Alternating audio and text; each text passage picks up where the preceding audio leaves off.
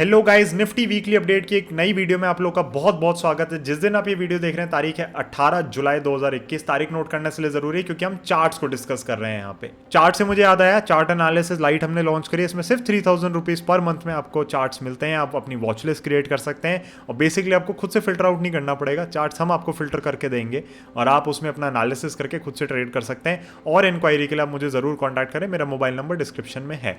अब चलते हैं निफ्टी के ऊपर। निफ्टी बिल्कुल अब मेहनत कर रहा है निकलने के ऊपर, बट ये कैंडल अभी अच्छी कैंडल नहीं है। We need to see on Monday कि ऊपर काटता हुआ ले जाता है कि नहीं ले जाता। ये अगर ऊपर ले जाएगा तो फिर हो सकता है बड़ी तेजी से ऊपर जाए। क्यों? क्योंकि यहाँ पे लंबा एक कंसोलिडेशन सा इसने किया है 1 महीने में। अगर ये ऊपर नहीं ले जाता तो आपके जोन्स बने हुए ही हैं और हम इन्हीं जोन्स पे काम कर रहे हैं। बहुत टाइम से हम इन्हीं जोन्स पे काम कर रहे हैं। इनफैक्ट टेलीग्राम में तो मैं बीच बीच में शेयर भी करता रहता हूँ। ये टेलीग्राम मेंबरशिप आप ले सकते हैं, 2000 रुपीज़ की वन टाइम फी है उसकी सिर्फ, और उसके बाद आपको फुल एक्सेस मिलता है टेलीग्राम में जो भी सर्विसेज है उनका। 15,900 से 15,625 की जो हमारी रेंज बनी हुई है, अगर ये इसको काट देता है ऊपर की साइड पे, यानी कि 16,000 की ओर चला जाता है ये एक अच्छी डिसाइसिव कैंडल के साथ, तो मुझे लग रहा है तेजी से इसको ऊपर जाना चाहिए। क्या जाएगा नहीं जाएगा वो नहीं पता, बिल्कुल मिस्ट्री में छोड़ के गया, सस्पेंस क्रिएट करके गया है। जैसे लोकी का एपिसोड आया था ना अभी लास्ट वाला, क्लिफ हैंगर पे छोड़ दिया। ये बिल्कुल आपका जो निफ्टी है ना, इसने वही काम किया है। अब हम चलते हैं बैंक निफ्टी के ऊपर। बैंक निफ्टी सेम दिक्कत, सबको बिल्कुल अपना मूवी स्टार बनना है। यहाँ पे सेम काम किया है, बिल्कुल हमारी रेजिस्टेंस पे जाके खड़े हो गए हैं भाई साहब। इसके ऊपर जाएगा तो बुलिशनेस वापस आती हुई दिखेगी। अब हमें ये भी दिख रहा है कि प्राइवेट सेक्टर के बैंक उस हिसाब से नहीं चल रहे हैं। कोटक बैंक तो इनफैक्ट बिल्कुल भी नहीं चल रहा है, वो 1750 के राउंड ही खड़ा हुआ है अपना, बहुत टाइम से खून चूस रहा है लोगों का, राइट। HDFC बैंक वगैरह फिर भी ठीक है, चलो अच्छा खासा चल रहे हैं। बट हम देख सकते हैं कि बैंक निफ्टी के अंदर भी जो मूवमेंट है वो उस हिसाब से नहीं बन रही, क्योंकि ये प्राइवेट सेक्टर के बैंक्स उस हिसाब से पुश नहीं कर पा रहे अभी। तो क्या बैंक निफ्टी भी इस लेवल के ऊपर जा पाएगा? बहुत डिपेंड मेरे ख्याल से करेगा निफ्टी पे भी। अगर ये सब ऊपर चलना शुरू करते हैं तो एक बार को खिंच तो जाना चाहिए, इसे इस जोन से बाहर आ जाना चाहिए। बट इसको जो अपना ये ऑल टाइम हाई का जोन है ना, ये वाला जो जोन, इसको काटना बहुत ज़रूरी है, जो कि 36,500 रुपये के अराउंड का है।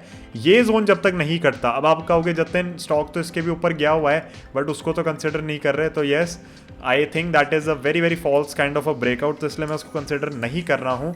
ये 36,500, 36,520 आप जो भी लेना चाहते हैं इसे, अब इंडेक्स है तो आप थोड़ा बहुत ऊपर नीचे कर सकते हैं। बट ये जो जोन है, जब तक ये नहीं कटता तब तक मुझे बैंक निफ्टी में वो बुलिशनेस, वो स्ट्रेंथ आती हुई इतनी नहीं दिख रही है। रेंज आपकी बनी हुई है, रेंज में कोई दिक्कत नहीं है। शेयर्स इंडिपेंडेंटली बहुत अच्छा काम कर रहे हैं, उसमें कोई भी दिक्कत की बात नहीं है। बट जब हमें लगता है ना कि इंडेक्स खिंचता हुआ जा रहा है, तो कहीं ना कहीं स्टॉक्स भी चल रहे हैं साथ में, वो चीज़ अभी होती हुई नहीं दिख रही है।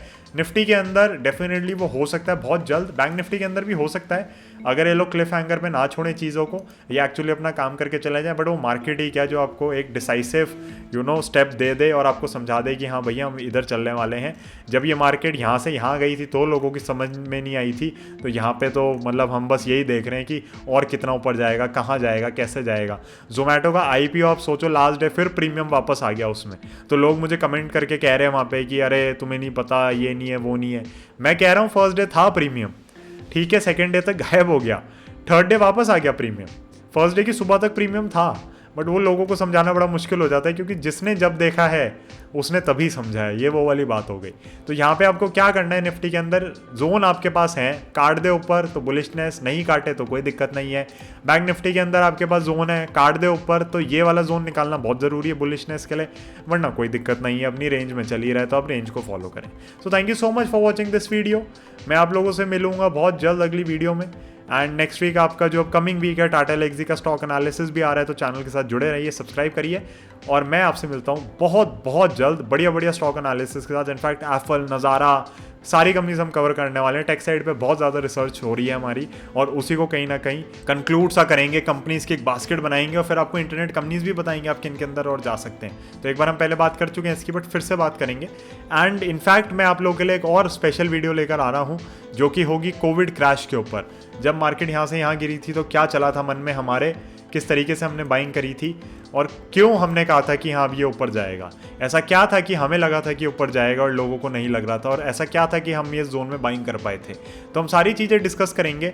लोगों का क्या बिहेवियर था उस समय, मेरे को कैसी कॉल्स आ रही थी आप लोगों से, यूट्यूब से या हमारे प्रोस्पेक्टिव क्लाइंट से, और क्या हमारे मन में चल रहा था। क्यों घबराहट तो हो रही थी भैया, दिल धक धक तो हमारा भी कर रहा था, बट उस समय बड़ी हिम्मत करके बस ना बिलीव करना पड़ता है आपको कि बस यहाँ पे अब लेने की बारी आ गई है, ये ले लिया और यहाँ पे पेशेंस दिखा दिया तो सोने पे सुहागा हो जाएगा। हमें भी उम्मीद नहीं थी कि इतनी जल्दी ऊपर जाएगा, बट जब ये ऊपर जाने लगा तो हमने इसे डाउट नहीं किया। तो सबसे बड़ी बात हमारी वो रही है। तो हम बिल्कुल आज्ञाकारी मनुष्य की तरह इनकी बात सुनते रहे बाज़ारों की।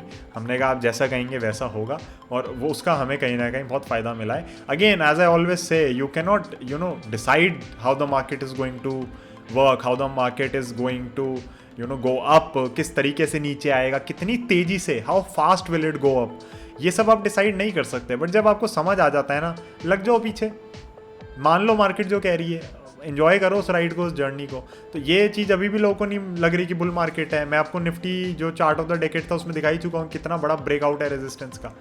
ये बहुत ऊपर जाएगा। ये मेरा बस स्टॉप लॉस का जोन है 13,700, इसके नीचे नहीं जाना चाहिए से 13,770। इसके नीचे गया तो I will be very very careful, और ट्रेडिंग पोजीशंस तो लिटरली सारी एग्जिट हो जाएंगी। लॉन्ग टर्म ट्रेडिंग पोजीशंस भी सारी एग्जिट हो जाएंगी अगर इसके नीचे जाता है। सिर्फ इन्वेस्टिंग पोर्टफोलियो इंटैक्ट रहेगा।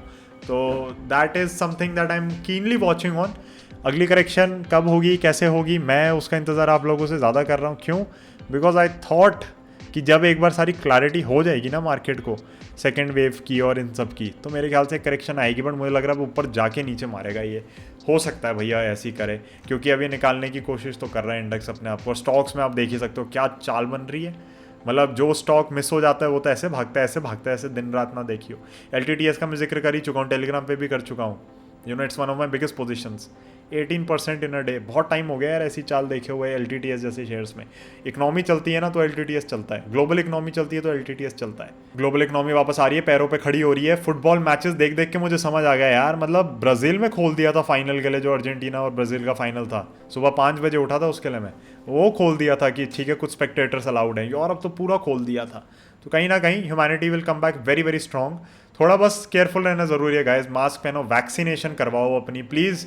वैक्सीनेशन को लेके ना फेक न्यूज़ मत फैलाओ। बहुत लोगों को तो पता ही नहीं है वैक्सीन में होता क्या है। अपना कुछ भी मूवीज़ देख देख के ना बुरा हाल कर रखा है कि ये हो जाएगा वो हो जाएगा। कुछ नहीं होता, वैक्सीन लगवाओ। अगर आपको अपनी सेफ्टी की भी फिक्र नहीं है ना, दूसरों के लिए करवा लो, अपने परिवार के लिए करवा लो। यही मान लो कि चलो जतिन कह रहा है, अब इतना ज्ञान बांटना है फाइनेंस का, स्टॉक मार्केट का, जतिन की सुन लेते हैं। वैक्सीनेशन प्लीज़ करवाइए। That is one thing which I think अगर नहीं हुई ढंग से तो फिर वापस थर्ड वेव, फोर्थ वेव आती रहेंगी लगातार। Vaccination is something that you absolutely need to get done. मैं भी बिल्कुल अपनी फर्स्ट डोज लगवाने वाला हूँ जुलाई एंड में। आपको पता है मुझे कोविड हो गया था, तो 85 डेज़ 84 डेज़ का मुझे ब्रेक लेना ज़रूरी है वैक्सीन लगवाने से पहले। The day I get qualified for vaccination I am going to go for my vaccination. तो मैं आपको यही बता रहा हूँ कि प्लीज़ जाइए वैक्सीन लगवाइए, इसमें लापरवाही ना करें। बाकी markets are doing what they are suppose to do. Time pass कर रही हैं, कंफ्यूज कर रही हैं हमें, और जोन्स हमें दे दिए, लेकिन इन्होंने बुल मार्केट है, सपोर्ट बहुत अच्छे से फॉलो होता है। सपोर्ट लाइंस अपनी ध्यान से ड्रॉ करके रखना। रेजिस्टेंस कटती है तो बहुत तेजी बनती है। तो रेजिस्टेंस कटने की वेट है हमारी, मंडे हो सकता है कट जाए। और रेजिस्टेंस अगर कट गई निफ्टी की तो ये आपको हो सकता है सीधा खींचता वो ले जाए, बाइंग का मौका ना दे। और फिर झटका भी मुझे लग रहा है बड़ी तेज़ी से आएगा, बिकॉज आप देखो ना ये कितनी फटाक फटाक फटाक करके गिरते हैं। तो ये आपका बुल मार्केट में बहुत तेज़ी से गिरावट आती है। आप देखो यहाँ पे भी बड़ी तेज़ गिरावट है, कंसोलिडेशन चलता रहता है, वरना ये देखो एक दिन की गिरावट है। तो ये सारी चीज़ें बस हमें थोड़ी देखनी पड़ेंगी कि गिरावट आएगी, हो सकता है उसके अंदर हम बाइंग ना कर पाएँ। मैंने आपसे बार बार कहा है, महंगा यहाँ पे खरीद लोगे माफ़ी है, सस्ता बेच दिया कोई नहीं पूछने वाला आपको। ध्यान रखना, बुल मार्केट चल रही है। बाकी गाइस मिलते हैं अगली वीडियो में, मिलते हैं आप लोगों से, कोई दिक्कत की बात नहीं है। बाय।